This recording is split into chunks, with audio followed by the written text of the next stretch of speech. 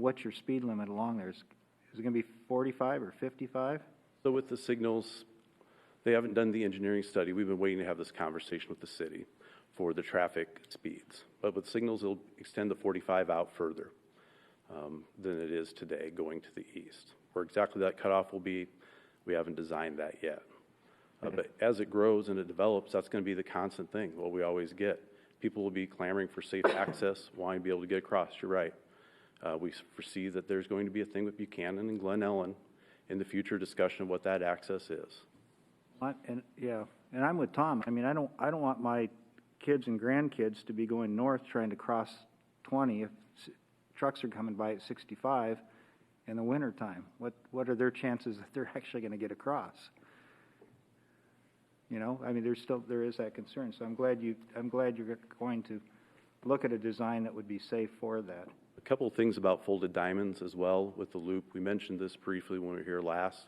When you do that folded diamond, that's what that inside loop into the northeast.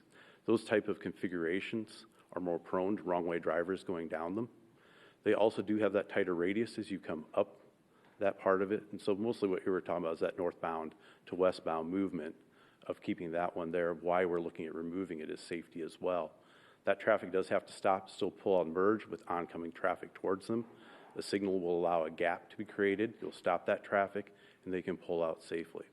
So there are pros and cons to what you do. There's nothing that says anything's a perfect silver bullet, but by far we believe this design outweighs any negatives there are with the positives. Yeah, I'm not arguing that point. I agree with what you said there at the last part of that northeast quadrant, removing that loop. But I'm saying that you guys are talking 10, 20 years out for the development on the east end. I'm saying within the first year, if you put that red traffic light in, you're going to have possible accidents there because of the red light this year, not 10 or 20 years out, okay? And I'm just saying, stay with that exit ramp you've got from northbound to eastbound for now. If it doesn't work, then you can always change it. That's a very simple change compared to tearing down the Skyway from Wesley Way over to South Sioux. If you can spend $10, $15 million doing that, then you can easily shorten up that exit ramp from northbound to eastbound, okay? I appreciate everything you've done here, but that'd be the only major improvement that I would see here. Well, I don't think we're probably going to win the argument, but at least we got something.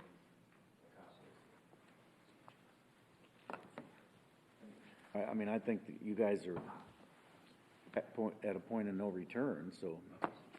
Well, we'll be back probably 4 to 6 weeks, and we'll talk agreements.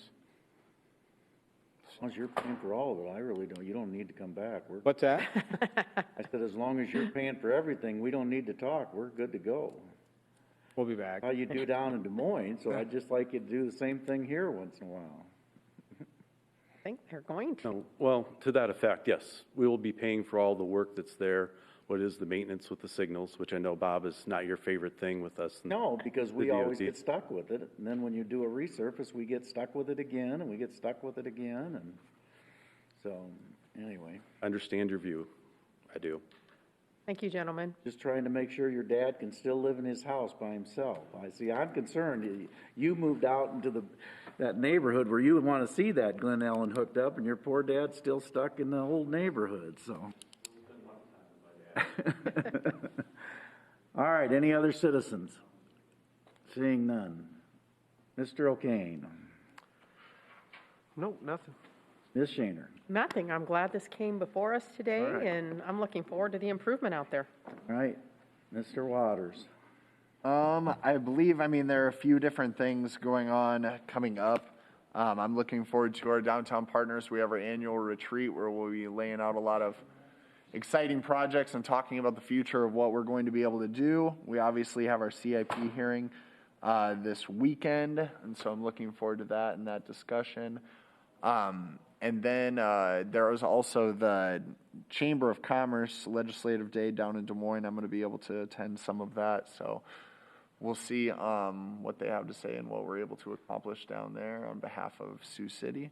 The one question I had, and I know Dan and maybe Matthew went as well, was the conversation with that Semhar, that programming around city council. Can you give an update at all on that, or how did that go? It was nice. It was a little bit different. The mayor was there too. Oh, sorry, I And, didn't. we answered concerns kind of as they went up. As I understand it, I think there's going to be kind of a recap that is pushed out through Facebook. Is that correct? But overall, it was generally very positive. Good. That's all I have, Mayor. Move we adjourn. Second. Waters, Aye. O'Kane, Aye. Shaner, Aye. Scott. Aye. Actually, I'm going to have to.